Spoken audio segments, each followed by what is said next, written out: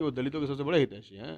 वहीं पर दलितों की बेटियों के साथ बलात्कार होते हैं तो वो तो कोई बयान नहीं देते हैं। उनके राज्य के मुख्यमंत्री तो बलात्कारियों का सपोर्ट करते हैं, तो इसका मतलब थोड़े मान लिया जाएगा कि वो दलितों के समर्थक हैं।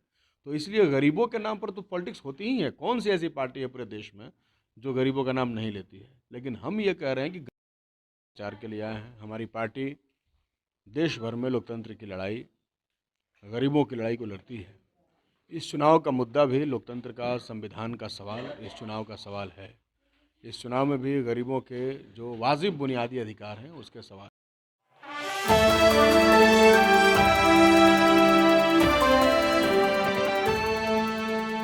Cloud news. नमस्कार साथियों, मैं विवेन सिंह, क्लाउड न्यूज़ में आपका स्वागत है।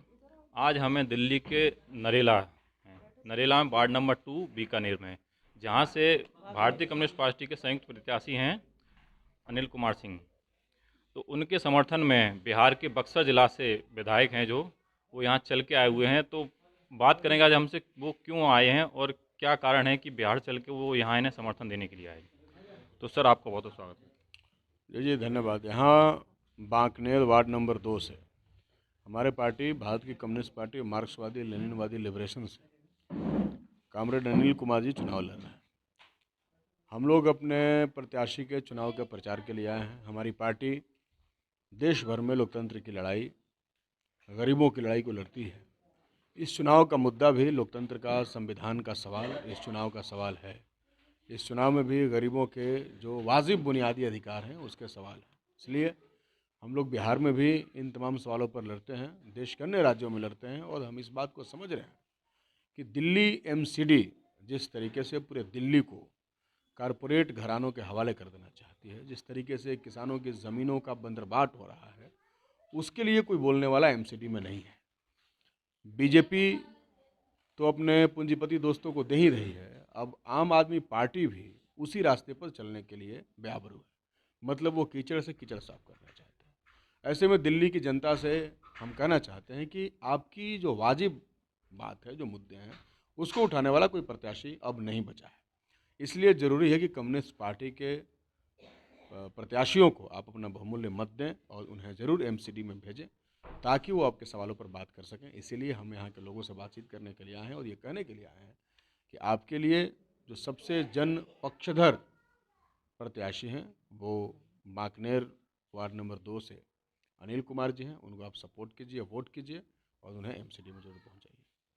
सर, मुद्दे तो सभी के हैं, लेकिन आपके ऐसे कौन से अलग मुद्दे हैं जिसके लिए जनता आप ही को वोट करे। नहीं, बिल्कुल हमने बताया है। आप बताइए कि यहाँ हम लोग जिस इलाके में बैठे हैं, नरेला का इलाका है। ये इंडस्ट्रियल इलाका है। यहाँ लोग आते हैं, इंडस्ट्री लगाते हैं, ज़मीन को एक्वायर किया जाता है। लेकिन कई बार किसानों की जो ज़मीनें एक्वायर की गई उनको उसका वाजिब जो मुआवजा है उसको नहीं दिया गया। ये सवाल है कि नहीं है? एमसीडी में तो पार्षद लोग बैठ करके उसका धंधा करते हैं, यहाँ पे फैक्ट्री खुलवा देते हैं और ख्याल नहीं रखते हैं कि यहाँ पर रह रहे नागरिकों के स्वास्थ्य पर उसका क्या असर पड़ेगा। नहीं सर, गरीब मजदूरों की बात तो आम आदमी पार्टी या बीजेपी का सभी करते हैं, लेकिन आपके ऐसे कौन से अलग से मुद्दे होंगे जिनके लिए लोग आप ही को नहीं नहीं, चुनें? गरीब मजदूर की बात करने का मतलब ये नहीं है कि आपके होठ पर सिर्फ गरीब और मजदूरों का नाम हो। हम ये कह रहे हैं कि गरीबों और मजदूरों का मुद्दा क्या है। मैं तो मुद्दे की बात कर रहा हूँ ना, वो तो सिर्फ गरीबों की बात कर रहे हैं। वो तो अमित शाह जी और नरेंद्र मोदी जी जाते हैं उत्तर प्रदेश के किसी दलित के मोहल्ले में घर में खाना खाते हैं, तो इसको क्या मान लिया जाए कि वो दलितों के सबसे बड़े हितैषी हैं? वहीं पर दलितों की बेटियों के साथ बलात्कार होते हैं तो वो तो कोई बयान नहीं देते हैं। उनके राज्य के मुख्यमंत्री तो बलात्कारियों का सपोर्ट करते हैं, तो इसका मतलब थोड़े मान लिया जाएगा कि वो दलितों के समर्थक हैं। तो इसलिए गरीबों के नाम पर तो पॉलिटिक्स होती ही है। कौन सी ऐसी पार्टी है पूरे देश में जो गरीबों का नाम नहीं लेती है? लेकिन हम ये कह रहे हैं कि गरीबों को इस बात को समझना है कि उनके असल मुद्दे क्या हैं और उन मुद्दे पे कौन सी पार्टी काम कर रही है।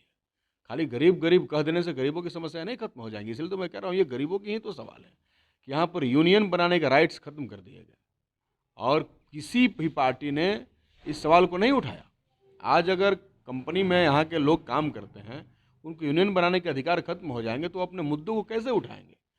उनका कौन सा मंच होगा? अगर कोई मजदूर हम तो रोज़ सुनते हैं कि दिल्ली में कोई बॉयलर फट गया, हैदराबाद में कोई बॉयलर फट गया, हमारे बिहार के 5 मजदूर मर गए और उस मजदूर के उस कंपनी में यूनियन नहीं है, तो उसका बात करने वाला कोई नहीं है।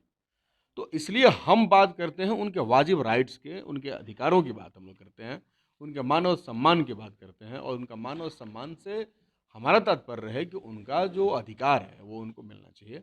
इसलिए हम मानते हैं कि हम लोग उनके तमाम मुद्दों को, सवालों को लेकर के हम लोग लड़ रहे हैं। उन सवालों को हम लोग लेकर के आगे बढ़ेंगे। जैसे अभी मैं सुबह घूम रहा था इस इलाके में, तो अभी भी यहाँ की जो कॉलोनी है उसका रजिस्ट्रेशन नहीं हुआ है। आम आदमी पार्टी ने तो कहा था कि हम सारे अस्थायी कॉलोनियों को अस्थायी कर देंगे, लेकिन अभी तक अस्थायी नहीं हुआ यहाँ का कॉलोनी, यहीं का कॉलोनी अस्थायी नहीं है। तो आपके वादे तो वादे ही रह जा रहे हैं ना, जैसे उनके वादे जुमले हो जा रहे हैं वैसे ही आपके वादे भी जुमले हो जा रहे हैं। तो आपके ऊपर तो भरोसा हमने किया, लेकिन हमें ऐसा लगता है कि जनता ने भरोसा करके शायद वो बहुत ठगा हुआ महसूस कर रही है। तो उनको एक नए विकल्प की ज़रूरत है, वही नया विकल्प जो है हम लोग इस चुनाव में देने के लिए आए हैं। लेटेस्ट अपडेट पाने के लिए हमारे चैनल क्लाउड न्यूज़ को अभी लाइक करें, सब्सक्राइब करें और बेल आइकन दबाना बिल्कुल ना भूलें।